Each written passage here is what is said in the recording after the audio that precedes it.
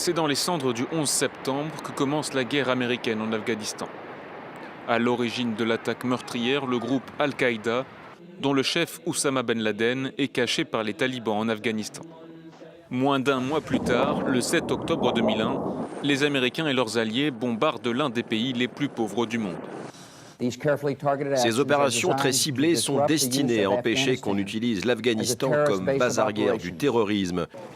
Les talibans ont pris le pouvoir 5 ans plus tôt. Ils prônent un islam fondamentaliste qui interdit la musique, l'art et l'éducation des filles. Mis en déroute par les forces de la coalition, ils se replient vers le Pakistan et d'autres pays frontaliers. Mais début 2003, George Bush décide d'envahir l'Irak et l'Afghanistan passe au second plan.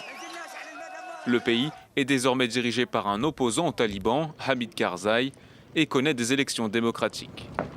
Le problème, c'est que les talibans n'ont pas disparu. Au contraire, ils combattent les chefs de guerre et organisent la résistance. Grâce à la drogue et à d'autres trafics, ils disposent d'une manne de près d'1 milliard d'euros par an. À Washington, Barack Obama a succédé à George Bush et promis de rapatrier les GIs. Mais face à la dégradation de la situation sécuritaire, il est contraint d'envoyer toujours plus de soldats. Ils sont 100 000 en 2010, auxquels s'ajoutent quelques 50 000 militaires d'autres pays.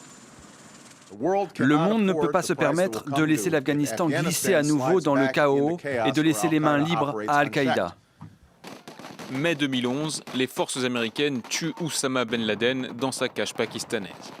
Pour Washington, la mission est accomplie et le retrait commence.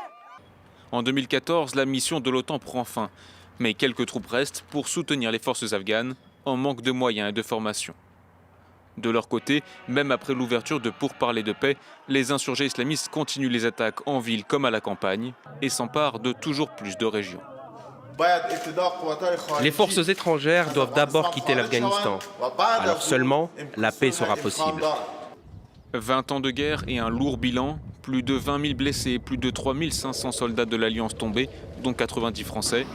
Côté afghan, on compte environ 65 000 militaires et policiers et près de 45 000 civils tués. Le pays est toujours parmi les plus pauvres et les plus corrompus de la planète.